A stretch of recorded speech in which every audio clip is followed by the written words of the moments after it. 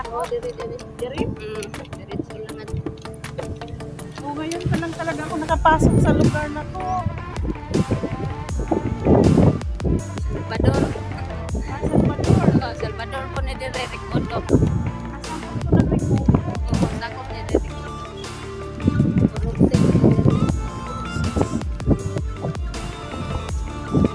Ay, pag may ano, kailangan talagang bilis-bilisan. Oo. May makasalubong. Naku.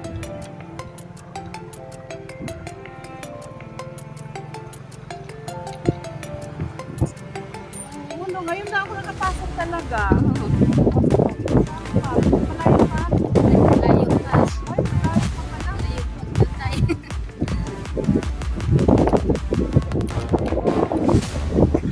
Kabasaanan na tong agian. Kabasaanan po na magkuhan. Kaya pa sa motor? Kaya raman.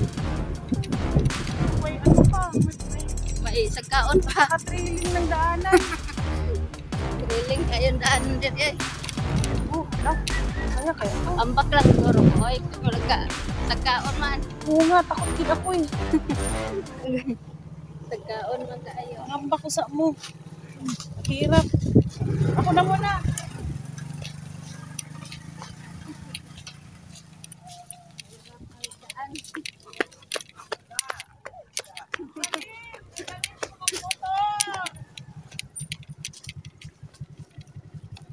Kaunti? Hirap yung daan.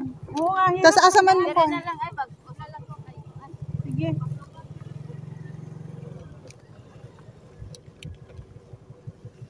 Okay naman pala, pwede ka. Kurente. Ah! Ano lang ato ay pinun. Oh. Manjena, sila mga.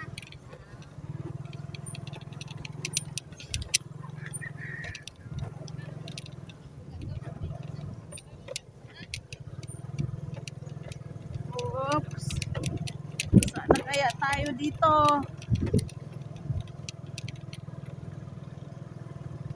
Oh. Saan banda dito? Medyo malayo na tayo mga ka-bergs, pero pupuntahan pa din natin. Doon pa, sakay na lang.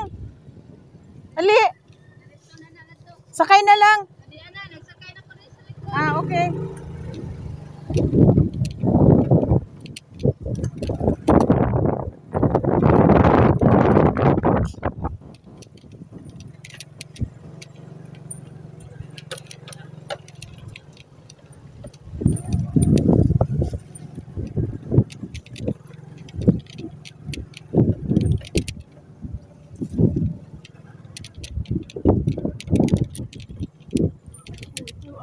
Ano to, may bahay.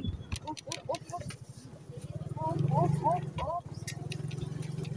Ay, unahan pa. May nakatira dito, oh. May napuyo diha ni. Ay, wala. Na daw.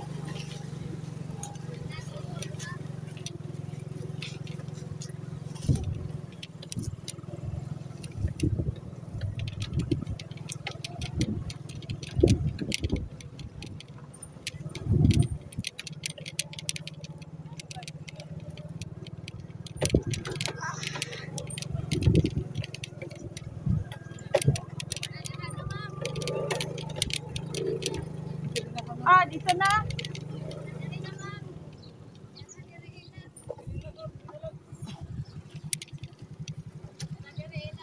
Nailing pala ng daanan. Ah.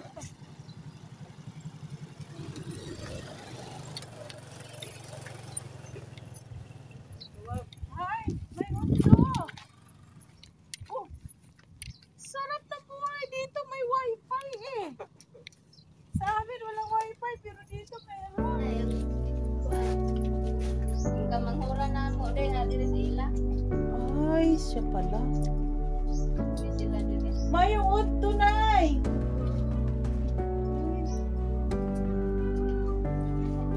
Hindi na sa nakakita. Saka mabuti na ito kapag ano ako. Yung mga ano. Di man ako ang kamangkuran nako diyan pinigit ko niya. O ni asawa sa kamangkuran nako. Ay, ikaw pala yun. Saka, may kinaganda, may nag-aalaga, nandiyan kayo. Saka, ano, kaysa kay nanay, ang tunata. Ito kaya man ko ikaw.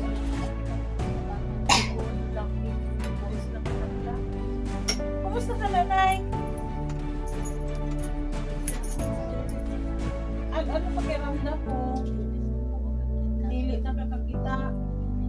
Dili naging pila edad ni mo, nay?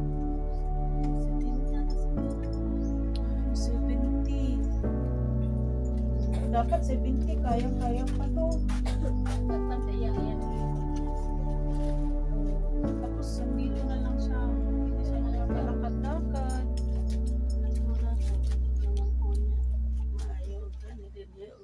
Oo, tapos ang hirap pa pati, oh. Tapos di ka nakakita. So, diri-diri na lang gid ka. Higda na lang gid ka.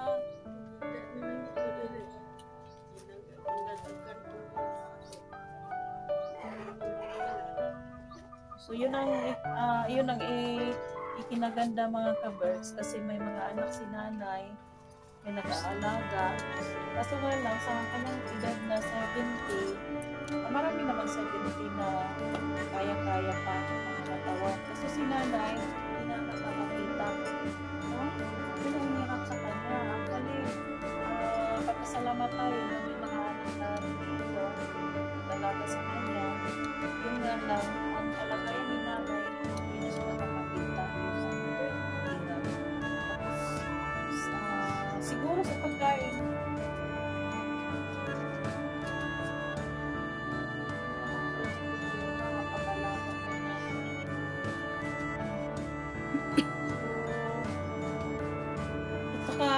ikaw andito ano ba ngayon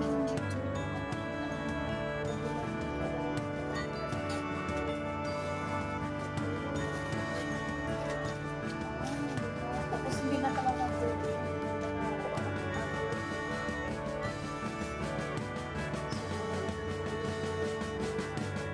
pero makaalinaw ka pa na ano hindi ka pa na makakita ng tao. Yun na nga talaga ang problema mga ka-birds, ano, na kailangan talaga alagaan ang mata kasi yung mata ang magbibigay liwanag sa atin. Hindi na tayo nakakakita, talagang wala na talagang parang wala na ring sa yung buhay natin pag hindi tayo nakakakita.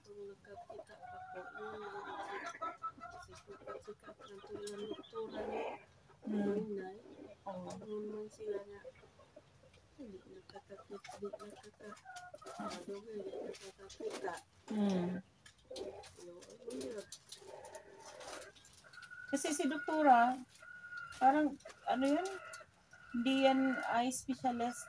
Kailangan mo kasi ophthalmologist, yung doktor ng mata. Kasi si doktora, physician siya, hindi naman niya specialty yung sa mata.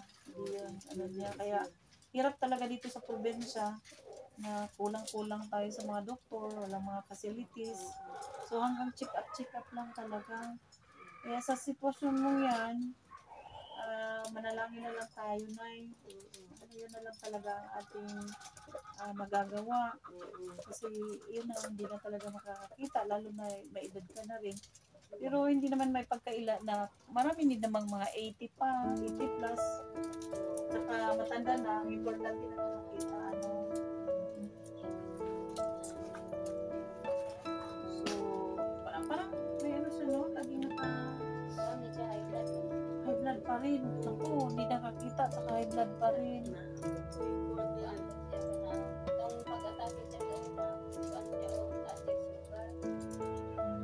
Yung isa ding dahilan yan na hindi siya makakakita pag mataas yung sugar natin.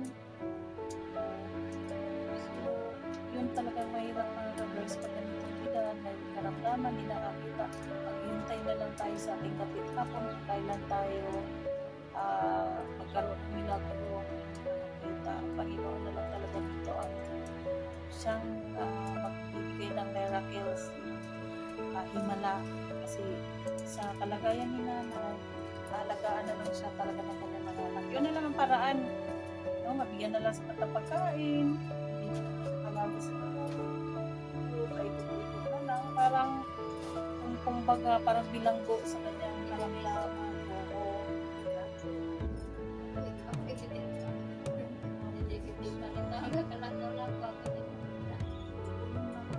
Parang bilanggo na talaga sa dilim.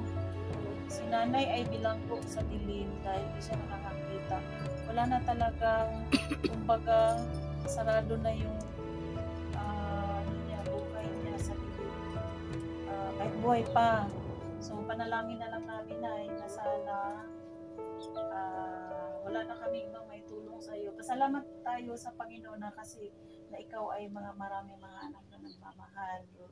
Ngayon na lang. Wala din naman akong ibang may tulong na pwede kang makakakita. Kung pwede ko lang ibigay itong antipara ko sa iyo, pwede. Kaso hindi naman talaga sakit talaga yan.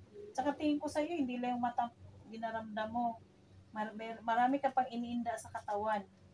Kaya lagi kang kangisngis kung tawagin sa amo, nakangisngis kay may gibat siya. Kami hindi naman ay parang masakit din sa dibdib namin na wala kami ibang may tulong. Pero taka ko yun. Tanggapin mo na lang yung konting halaga na ibigay ko sa inyo, ha? Wala kaming dalang bigas kasi na ano na yun, nakaano na yun sa iba kasi may nag-sponsor doon. Hindi ba kasakaling may maawa na magbigay ng konsumo sa inyo, pwede rin yun. Ang maibigay ko lang konting halaga para mabili ng gamot mo sa high blood. Actually, ganito yun, may mga anak ka naman. Mahal ka ng mga anak mo. Emotional, ano na lang. Bigyan mo na kasi naman wala naman kasi tayo sa ganitong sitwasyon. Hindi talaga makakita, hindi naman ako doktor. Pagpasensyahan mo na ito, mahirap din naman ako, Nay. Hindi naman din ako mayaman. Kaso nga lang, ako'y naniniwala kapag tumutulong, may awa din si Lord, ha? Tanggapin mo itong konting halaga kung ibigay sa iyo, ha? Kasi yun lang talaga, akala ko nga hindi kami makapunta sa inyo ngayon. Right? Bili mo yan ng gamot, ha? Kung anong gusto mo. So si nanay, ang conclusion ko kay nanay bilang sa kadiliman. Wala tayong ibang may bigay na tulong sa kay nanay, hindi pa mga pagmamahal na lang galing sa mga anak. Sa ganyang edad mo, Nay, marami ka pa sanang magagawa. Marami ka pa sanang magagawa kung hindi ka lang. Manalangin na lang tayo na sana magkaroon ng milagro. Ayan. Nanalangin daw si nanay palagi. Na milagruhan ka ni Lord na makakita ka pa. Kasi minsan, kahit wala tayong sakit, pero emotionally disturbed tayo, parang ang buong katawan natin karoon din ng kasamang karamdaman. Diba? Isang wala tayong ibat siya, kay kumo, di ta kakita, tibok na tong lawas, murag masakito na. Diba na yun, no? So, pag permi lang ginay pa, kaampo lang sa dito, ha? Manalangin palagi kay Lord, yung mga anak, dito naman na, tulungan nila, kailangan mga encouragement. Huwag ka mag-alala, Nay. Wala ka mang nakita, pero mahal ka ng mga anak mo. Nandito lang sila para sa iyo. Nandito lang din kami, ha? Kung may pagkakataon na makabalik, babalikan ka namin, ha? Anong pangalan mo, Nay? Si Andrea Tunyon, yan ang sabi sa akin. Yung isang ano pa, buwan pang kasalanan, hindi ko talaga maipasok sa schedule ko yung pagpunta dito. Talaga napaka-busy. Mabuti ngayon, linggo. Kahapon pa nga sana, Saturday, pero ngayon, linggo, lang nagkaroon ng oras kasi napaka-busy talaga. Kaya siguro, sa sitwasyong ito, nakapunta na. Papasensyaan mo na ha. Oh, sige. So, yun lang ang maibigay namin o maibigay ko. Baka sakali na mayroong mabubuting kalooban na magsusuporta kay nanay. So, salamat. Pero sa sitwasyong ito, yun lang mailing ko. Si nanay ay bilanggo ng kadiliman, alagaan, sa kamahalin. Okay, nay? Oo. Ayan. So, kami din naman ay di na magtatagal, ha? Oo. Kasi, meron pa kami pupuntahan. So, yung tutuhod ni nanay, masakit to. Oo. No? Kani ako po, Hindi yun, masakit. Tapos sir, di nakalakaw-lakaw ba? Di sa exercise palayo. Di nila Kaya, Diyos ko, ito na lang talaga. ugat niya naman. Minsan, may stress tayo sa mga bagay-bagay, madali tayong magalit, ang dami nating gustong mangyayari sa buhay, pero dito tayo makakakuha ng hugot sa ganitong sitwasyon na kailangan tayong maging masaya palagi dahil hindi lang tayo ang naghihirap, hindi lang tayo ang mayroong karamdaman. Yung karamdaman natin minsan nakukuha natin sa sobrang hangad natin ng higit pa na nandyan naman sa ating sarili. Pero dito natin makikita na napakasaya pala ng buhay natin. Napakaswerte pala natin kasi eto si nanay bilanggo ng kadiliman dahil di na nakakita. Kaya kanina medyo stress din ako kasi dami kong iniisip pero nung makita ko si nanay sa sitwasyon ng kanyang buhay, walang halaga sa atin na maging malungkot tayo, ha? Kailangan maging masaya. Magsaya naman tayo minsan, no? Oo. Ha, masaya ka ba ngayon na may bumisita? Oo. Malipayon ka karon? Lipayan kayo. O gusto ka may ka-istorya per me? Oo, gusto gigunta. Gusto jud ka per me na ka-istorya, no? Oo. Kaya paki-istorya, bisita-bisita ako na. So, hoping na makabalik kami utronay. Oo. Sana makabalik kami uli. Oo. At saka magigyan ng tulong. Panalangin, isabay mo kami sa iyong panalangin na sana'y magkaroon tayo ng blessing, ha, uli. Para ma-share naman natin sa iba. Lalo na sa inyo. Okay, ha? So, thank you so much sa iyong panonood. Kaya ito lang masasabi ko, maging masaya tayo at magpasalamat sa Panginoon dahil ang dami pa palang mas higit pa sa ating nangangailangan. So, thank you so much.